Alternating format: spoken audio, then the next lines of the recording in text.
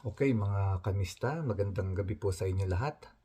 At meron naman po tayong pag-uusapan ngayon at ito ay tungkol sa pahayag ni BBM, ni President Bongbong Marcos na siya po ay handa niyang makipagkasundo dito nga sa kampo ni former President Rodrigo Roa Duterte.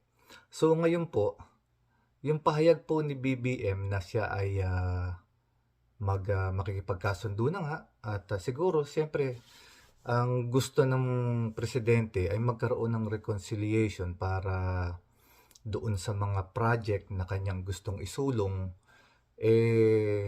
wala nang hindrance kasi nga naman siyempre kung naglalaban-laban, mag hindi nagbibigayan ang dalawang partido, kung nagigipitan lang, ang number one talagang talo dito ang mamamayan. Bakit po mga kamista?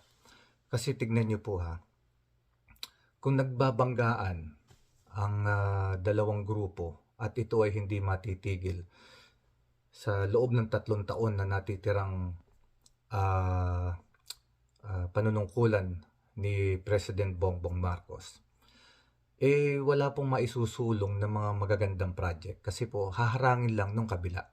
Kasi halimbawa, kung may mga project na gusto isulong ang gobyernong Marcos at dahil nga po ayaw magpatalo nitong mga kabila at sila'y nagbabangayan at lagi nagbabanggaan, haharangin lamang ng kabila itong mga project na na makakatulong sana sa mas maraming tao.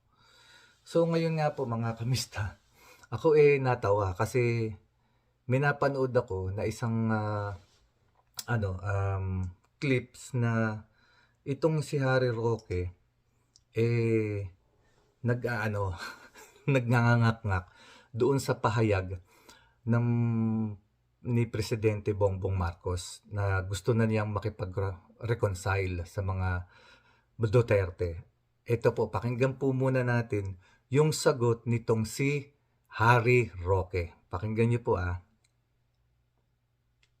will allow VP Sara to address that.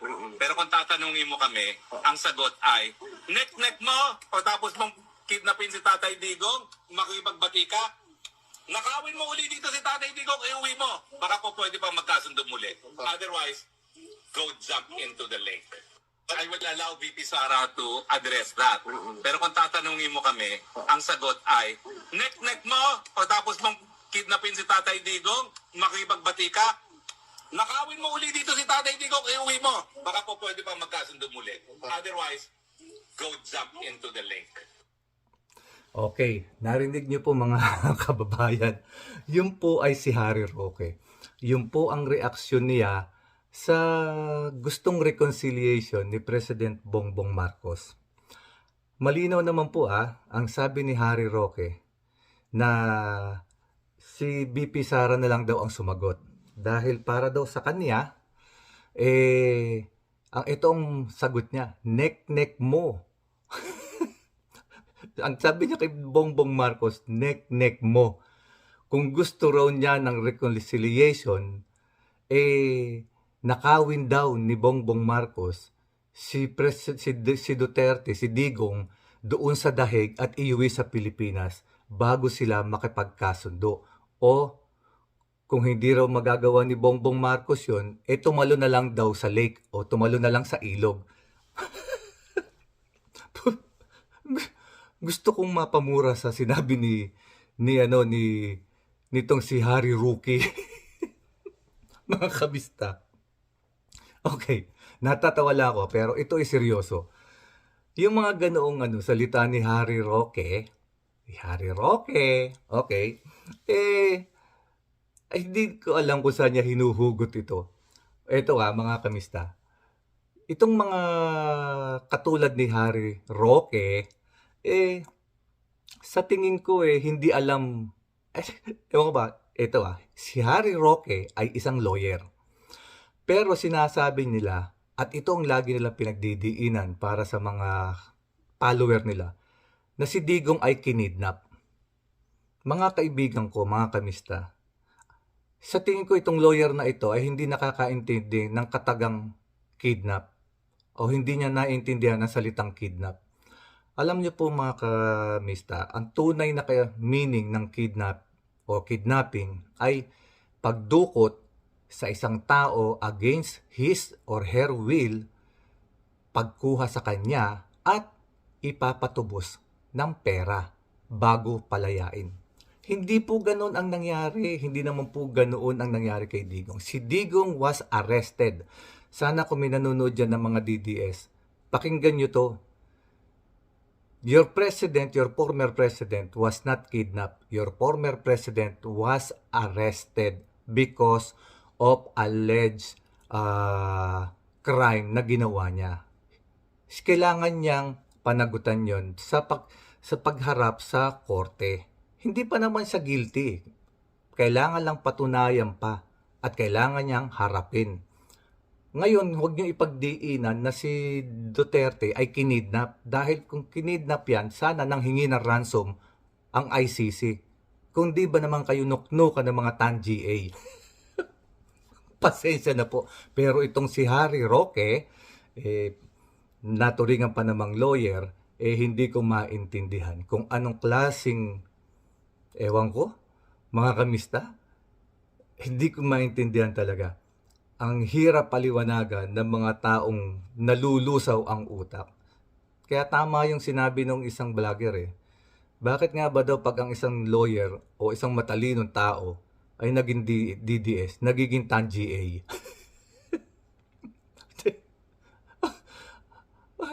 Obserbasyon lang to, reaksyon lang to.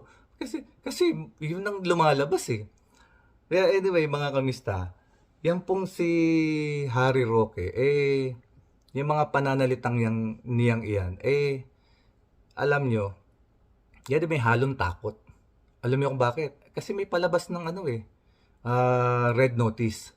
O lumabas na yata ang red notice at nakikipag-ugnayan na itong ating government sa Interpol para siya ay damputin na. At kagaya nga ng nasabi ko noong nakaraan, sana nga lang talaga i-cancel na ng DFA ang kanyang passport. Nasa ganun, hindi na siya makalabas ng The Hague.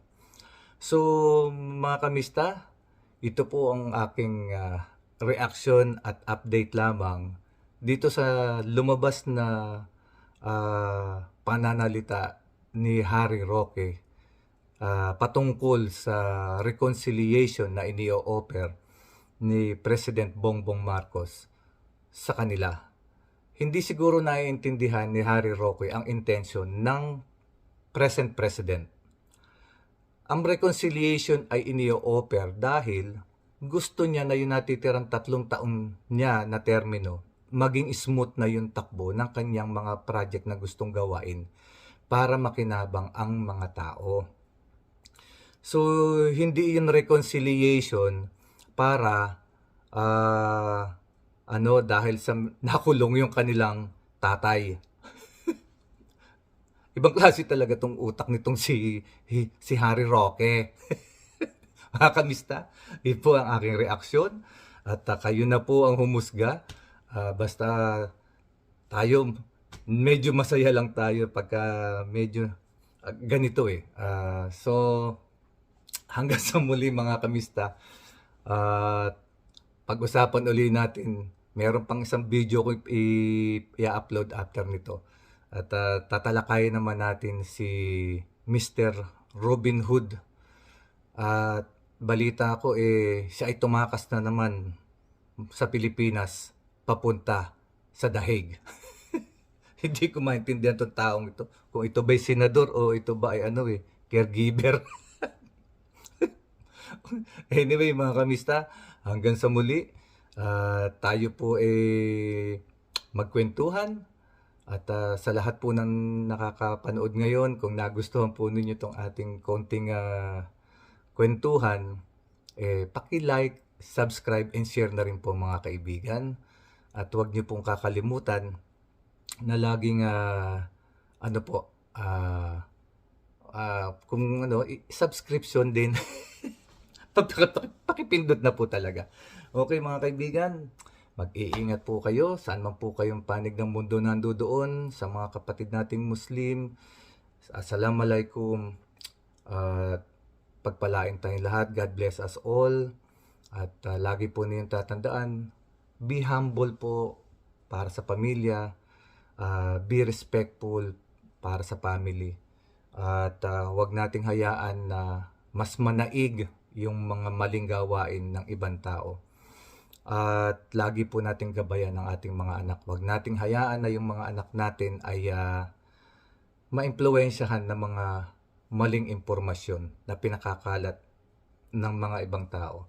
Tandaan nyo po, ang kalaban po ng ating gobyerno ngayon ay hindi lamang yung kabilang grupo na pilit sinisira ang gobyerno, kundi meron din pong outside forces na pinipilit sirain itong gobyerno ng Pilipinas dahil sa meron silang interes na internal interest na para mahadlangan yung kanilang mga pinaplano na hindi maganda dito sa Asia.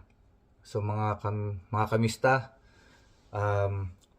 maging mapagmatsyag po tayo. Maging kailangan po bukas ang ating isipan para sa mga pangyayaring nagaganap sa ating paligid. Muli, maraming po salamat at alagaan niyo po ang inyong mga kalusugan para po patuloy po nating maalagaan din ang ating pamilya. Maraming salamat. God bless us all. Pagpalain po kayo ng Panginoon at lagi po tayong magdasal. God bless mga kamista. Bye-bye.